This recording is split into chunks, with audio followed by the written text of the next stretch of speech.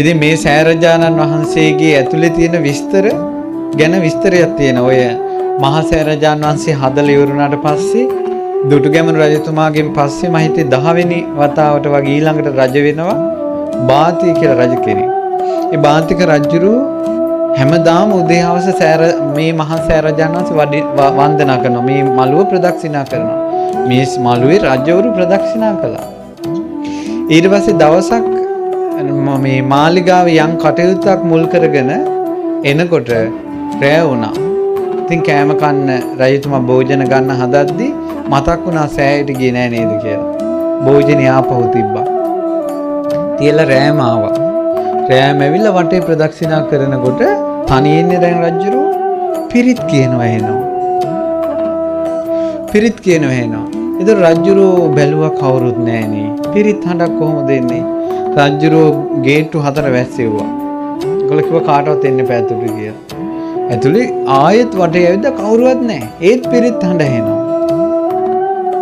ඊට පස්සේ රජුරු අදි හිතුවා එකත් එකටම සෑරජානන් වහන්සේ ගර්භේ සංඝයා පිරිත් කියන. සෑ ගර්භයේ ඇතුලේ රහතන් වහන්සේලා පිරිත් කියන අසිරිය දැකලා මිසක්කා මම නම් නැගිටින්නේ නැහැ කියලා දිගා වෙලා දණ්ඩ නමස්කාර කළා මේ සෑයේ මේ පාදමයිනේ වැදුරුණා. මැරුණත් නැගිටින්නේ නැහැ කියලා. ඒතර මේ සෑරජානන් වහන්සේගේ අනුභවයක් තියෙනවා. මේ සෑරජානන් වහන්සේ ළඟ යම් කිසි කෙනෙක් බලවත්ව හිතෙන් හිතුවොත් දෙවිවරුන්ට දැනෙනවා ඒක. විශේෂයෙන් ශක්‍ර දෙවි අද වුණත් සෑරජානන් වහන්සේ ළඟ යම් කිසි කෙනෙක් හිත තැම්පත් කරගෙන දෙවිවරුන්ට යමක් සිහි කළොත් ඒක තප්පරයට දෙවියන්ට දැනෙනවා. අදට. ඉතින් ඒ නිසා මේ සෑරජානන් වහන්සේ ගාව මේ වැඳ වැටෙනකොටම ශක්‍ර දෙවිඳුරයාගේ ආසනෙ වුණා. ශක්‍ර දෙවියෝ දැකලා දැන් දිව්‍ය ලෝකේ ඉඳලා තියෙන දෙවියන්ගේ ස්වභාවය පින්වත්නි දෙවියන් දිව්‍ය ලෝකේ ඉඳලා මනුස්ස ලෝකේ බලනකොට මේ ලංකාදරණී තලයේ ඉස්සලාම පේන්නේ රුවන්වැලි සෑය. දිව්‍ය ලෝකේ ඉඳලා බලනකොට ඉස්සලාම පේන්නේ රුවන්වැලි සෑය. ඒ ශක්‍ර දෙවිඳුරයා එසැනින් ධාතු ගර්භයෙන් පහළ වුණා. පහළ වෙලා ගොස් ස්වාමීනි බාතිය රජුරු මේ සෑ ගර්භයට එන්න අදිෂ්ඨාන කරනවා. ඉතින් ඒ රජුරු ශ්‍රද්ධාවන්තයිනේ ඒ නිසා ගෙන්නමු කිව්වා. ඊට පස්සේ මේ සෑයේ දැන් ඔන්න මැදින් මේ මැදින් මතුවෙනවා ස්වාමීන් වහන්සේ නම. මතුවෙලා ඔහොම ආසින් ඇවිල්ලා අර රජුරන්ගේ අතින් අල්ලා නැගිට්ටුවා. එහෙනම් යන් කියලා මෙහෙම ආසින්ම ගිහිල්ලා සෑ ඇතුළට ගියා.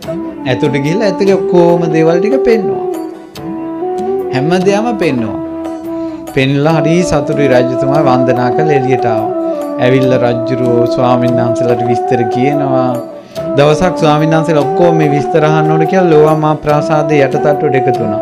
රජුරෝ මේ වගේ ධර්මාසන ඉඳගෙන හවස පටන් ගත්තා. හැන්දෑවේ 3ට 4ට බණ කියන්න පටන් ගත්තා. මම සෑය ඇතුලේ මේවා තියෙනවා මේවා තියෙනවා මේවා තියෙනවා මේවා තියෙනවා මේවා තියෙනවා කියලා. පහුවදා එළි වුණා. පිණ්ඩපාත යන කාලේ 9ට 8ට 9 වුණා පහුවදා. ඒත් ඉවර නැහැ.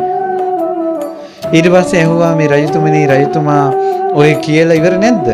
කියනවා ස්වාමිනී මම දැක්ක දේවල් වලින් 10න් පංගුවක්වත් තව කිව්වේ නැහැ කියලා. කිව්වා ස්වාමිනී මම දැක්ක ඔක්කොමත් මම දැක්කේ නැහැ කියනවා. මගේ ඇස් වලට බෙන්ච ටික විතරයි කියනවා ඔය කිව්වේ. ඒත් 10න් පංගුවක්වත් කියලා ඉවර කරගන්න බැරි වුණා කිව්වා. කොහොමද විස්තරේ? රජතුමාට ආසාවක් හිතුණා. පොඩි මේ අනුරුවක් හරි මිනිස්සුන්ට දකින්න තිබ්බොත් හොඳයි කියලා සෑය ඇතුලේ තියෙන පිළිමවල අනුරු හැදුවා. බාතිය රජුරෝ හදලා රජමාලිගාවේ මිදුලේ තියලා අවුරුද්දකට වතාවක් මිනිස්සුන්ට පෙන්නනවා. ඒක බලලා ඒ ප්‍රතිමා ටික බලලා ලංකාවේ හැම ගෙදරකින්ම එක කොල්ල ගානේ බුද්ධ ශාසනය මහාන වෙලා තියෙනවා. අර පිරිම ටික දැකලා සෑගර්භය දැක්කනම් කොහොම වෙයිද? ඉතින් පින්වත්නි ස්වර්ණමාලී මේ උතුම් මහා සෑරජානන් වහන්සේගේ ධාතු ගර්භේ ওই විදිහට තමයි හැදුනේ.